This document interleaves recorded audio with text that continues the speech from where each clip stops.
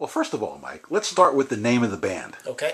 It sounds like a Mardi Gras Indian tribe. It is. That's exactly where it came from. Good call. Yeah, I'm a total homer. I love my Portland, and trying to bring some of the music that I love, which is the New Orleans funk, and incorporate it with a Portland theme. So Roseland Hunters, there you are. What's the Roseland part?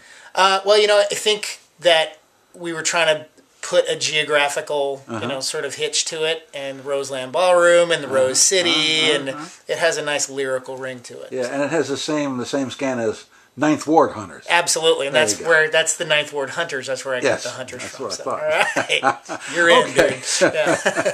Okay, so how did this band get? I know you've been a musician your whole life, and you toured with everybody and all that, but you weren't playing New Orleans funk. So how did this thing get started? Well, way back in the early '90s when I was touring with Joe Louis Walker, we played the opening ceremony for the Louisiana Lottery at the Superdome, and the Neville Brothers were another band, and that basically when I heard them and then was wandering around and saw the Subdudes at Storyville, which is now something else, and was really, really blown away by the second line funk.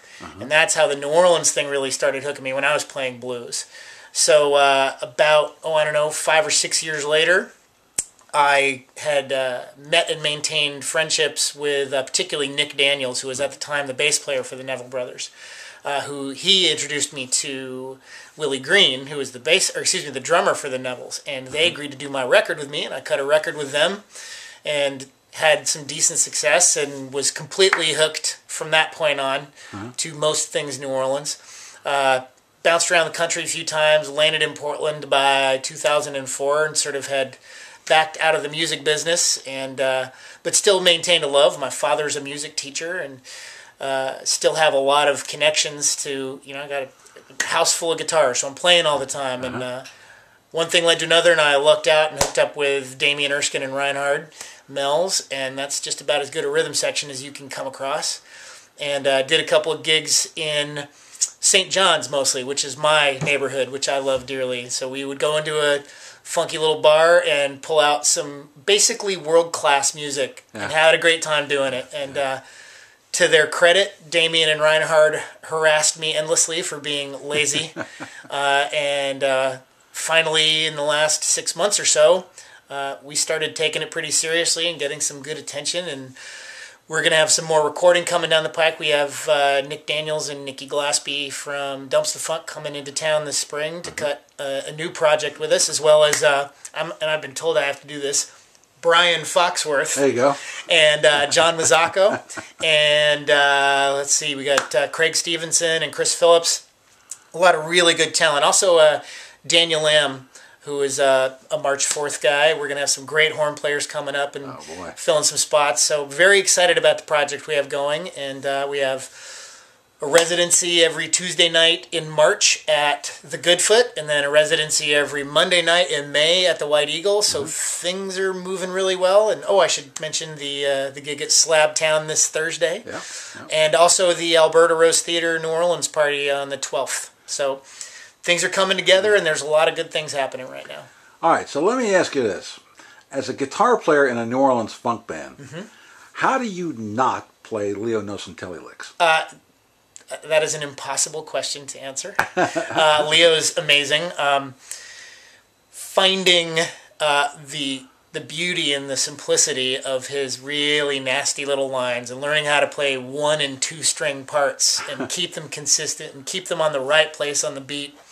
And I'm a huge Leo fan, absolutely. And going from playing really loud, big Texas blues where you're filling every single hole you possibly can, which I still do plenty of, and finding that tasty funk groove that Leo presents on virtually everything he does.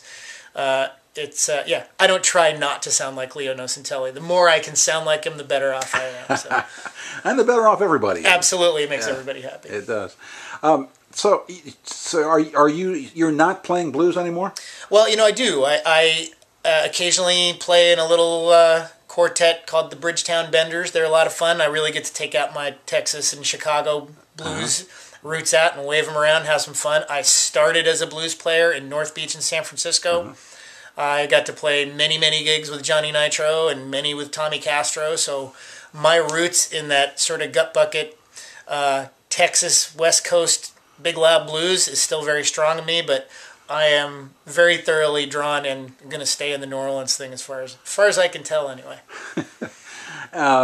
So what tunes are you doing with this band? Well, I'm doing a lot of original material, but I would say a good 50% of what I do is what's your favorite thing to play right now that you didn't do? That I didn't do? Yeah.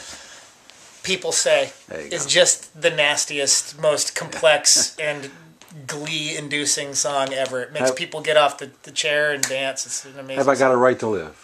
It's amazing. Yeah. The power of the day. And, and I like to sing Africa, too. That's one of my favorite songs to sing. We put a really nice groove on that one, too. Okay. Yeah. It's amazing how that music has just keeps feeling as fresh as the day it was recorded. Yep. And you get to put a spin on it, and I can't help. I picked up a guitar because of Stevie Ray. So there is a different energy. I'm certainly not trying to emulate Leo. I am trying to learn from him, but I do what I do, and that's a pretty big, loud, blues-based thing. And to basically put that New Orleans spin on it with the level of skill that my bandmates have. I'm a very spoiled guitar player. It's really a luxury to be able to have that amount of talent around me, and they support me, and it's a gift. Do you want to get back on the road like you used to? Piling into the Econo line for $50 a night right now is. But if the right person drops in and says, "Hey, we want to put you on tour," I would be, unless, of course, my boss is watching this video. Absolutely not. I have no interest in that whatsoever. But, I think first things first, I'm really happy with our community here in Portland. We have some great opportunities. The festival, it's such an amazing collection of internationally and nationally and regionally known players, and I'd love to be a part of that. And we have a really thriving music scene here. So I think right now, San Francisco to Seattle, I'll stick with that. That's what we're looking at for the time being.